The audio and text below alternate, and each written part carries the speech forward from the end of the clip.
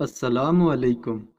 ممتاز علی ایک موچی تھا جو جوتے بنانے کا کام کرتا تھا۔ وہ ایک کسائی سے اعلیٰ کوالٹی کا چمڑا خریدتا اور اس چمڑے سے جوتے تیار کرتا۔ اس کے ہاتھ میں جادو تھا، کمال مہارت سے جوتے تیار کرتا، اس لیے اس کے جوتے نہ صرف گاؤں میں بلکہ شہر میں بھی پسند کیے جاتے تھے۔ کچھ عرصہ بعد ممتاز کی ایک فرزانہ نامی لڑکی سے شادی ہوئی۔ فرزانہ ایک نہایت شریف لڑکی تھی جو اپنے والدین کی سب سے چھوٹی بیٹی تھی۔ ممتاز اس کا کزن تھا۔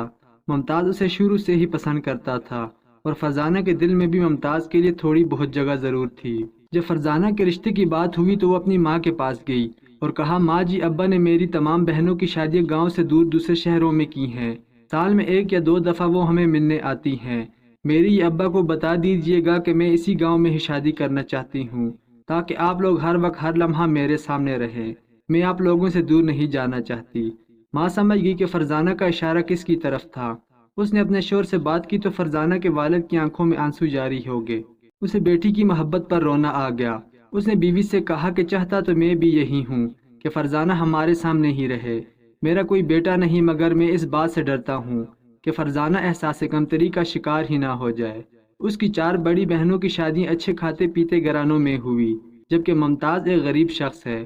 گو کہ وہ ایک محنتی اور ایماندار لڑکا ہے، مگر میں غربت سے بہت ڈرتا ہوں۔ مجھے خوف محسوس ہوتا ہے کہ کہیں ہماری بیٹی غربت کی چکی میں پس ہی نہ جائے۔ جب بات فرزانہ تک پہنچی تو اس نے ماں سے کہا، ماں جی، آپ دونوں کی زندگی بھی میرے سامنے ہے۔ آپ نے بھی غربت کی زندگی گزاری، مگر اشراف اور عزت میں کمی نہیں آئی۔ اللہ نے چاہا تو ممتاز مجھے بھوکا نہیں سونے دے گا۔ ممتاز اور فرزانہ کا رشتہ طے ہوا تو سہیل راجپوت، جن کے 2 اینٹوں کے بھٹے تھے اور کچھ زمین بھی تھی، وہ فرزانہ کے والد کے پاس آیا اور اپنے چھوٹے بھائی کمیل راجپوت کے لیے فرزانہ کا ہاتھ مانگا۔ فرزانہ کے والد نے نہایت عزت سے کہا کہ میری بیٹی کا رشتہ طے ہو چکا ہے۔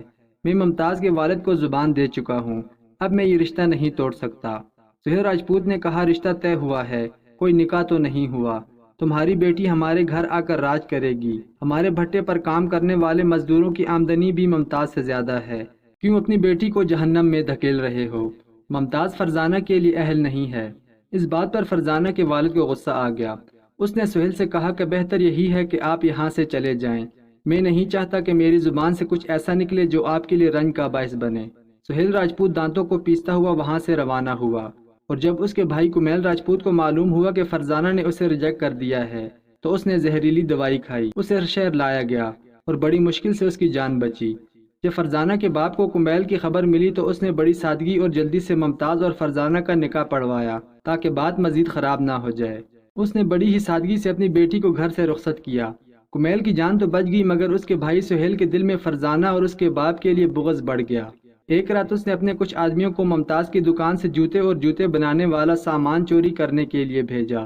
آدھی رات کو چھت پھاڑ کر بڑی ہی مہارت سے انہوں نے ممتاز کی دکان کی صفائی کر ڈالی۔ بیچارے کی برسوں کی محنت پر پانی پھر چکا تھا۔ بنے بنائے 60 جوتوں کے جوڑوں کے ساتھ قیمتی چمڑا بھی چوری ہو چکا تھا۔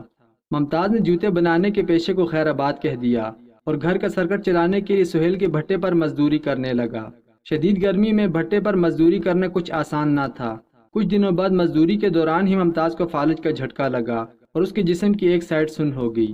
فرزانہ کے لیے یہ لمحہ کچھ آسان نہ تھا۔ شوہر کی بیماری اور باپ کی اچانک موت نے اسے اندر سے توڑ ڈالا۔ وہ شوہر کی جگہ خود بھٹے پر مزدوری کرنے لگی۔ ایک دفعہ شام کو مزدوری کر کے گھر واپس آ رہی تھی تو کمیل نے اپنے کچھ ساتھیوں کی مدد سے اسے راستے سے ہی اغوا کر ڈالا اور کپاس کی فصل میں لے جا کر اجتماعی زیادتی کا نشانہ بنا ڈالا۔ فرزانہ پھٹے ہوئے کپڑوں کے ساتھ شہر کے قاضی کے پاس حاضر ہوئی اور 5 مجرموں کا نام لے کر قاضی کو بتایا کہ انہوں نے میری عزت کا جنازہ نکال دیا ہے۔ قاضی صاحب، جب تک آپ ان 5 کو سزا نہیں دیں گے میں اس عدالت سے باہر نہیں جاؤں گی۔ ثبوت اور گواہ نہ ہونے کی وجہ سے قاضی نے فرزانہ کے اس دعوے کی تردید کر دی اور ان 5 کے خلاف کوئی بھی ایکشن نہ لیا۔ فرزانہ ادھر ہی فرش پر بیٹھ کر رونے لگی۔ قاضی عدالت سے روانہ ہوا اور اپنے گھر دروازے پر آیا تو اس کی بوڑھی ماں مٹی سے بھرا تھیلا لے کر کھڑی تھی۔ اس نے اپنے بیٹے سے کہا، بیٹا، یہ تھیلا اٹھا کر صحن میں رکھ دو۔ صحن میں پھولوں کی کیاری بنانے کے لیے مجھے مٹی درکار ہے۔ قاضی نے تھیلا اٹھایا تو اسے کافی بھاری محسوس ہوا۔ بڑی مشکل سے وہ ہانکتا ہوا جا رہا تھا کہ صحن سے پہلے ہی وہ تھیلے سمیت گر گیا۔ بوڑھی ماں نے قاضی سے کہا، بیٹا، اس مٹی کے بوجھ نے تجھے بے بس کر دیا اور تھکا دیا ہے۔ تو شہر کا قاضی ہے، کیا قیامت کے دن بھی اپنے ان ناانصافی پر مبنی فیصلوں کا بوجھ اٹھا پائے گا؟ سارا شہر جانتا ہے کہ راجپوت گھرانے کے یہ دو بھائی کیا ہیں اور ان کا کردار کیسا ہے۔ ہمارے ہمسائے کی نوجوان لڑکی کس کے ڈیرے سے برآمد ہوئی تھی؟ غریب مزدور کو بھٹے میں کس نے جلایا تھا جس کی لاش بھی نہ مل سکی؟ یہ الفاظ سنتے ہی قاضی خوف خدا سے کانپنے لگا۔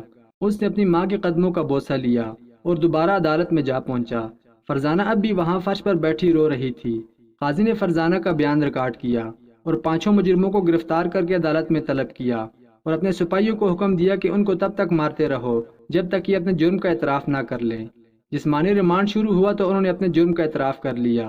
قاضی نے بیچاری عورت سے زیادتی کے جرم میں 5 کو پھانسی کی سزا سنا دی۔ اس فیصلے کے بعد اسے راجپوتوں کی طرف سے دھمکیاں ملتی رہیں کہ اپنے اس فیصلے کو تبدیل کر لو، مگر اسے اپنی بوڑھی ماں کے وہ الفاظ یاد آ جاتے کہ بیٹا، ناانصافی کے فیصلوں کا بوجھ بہت بھاری ہے، قیامت کے روز تم یہ وزن نہیں اٹھا پاؤ گے۔ مقررہ وقت پر 5 نوجوانوں کو سرعام پھانسی دی گئی تاکہ سب نوجوان عبرت حاصل کر سکیں اور شہر میں دوبارہ ایسا واقعہ نہ ہو پائے۔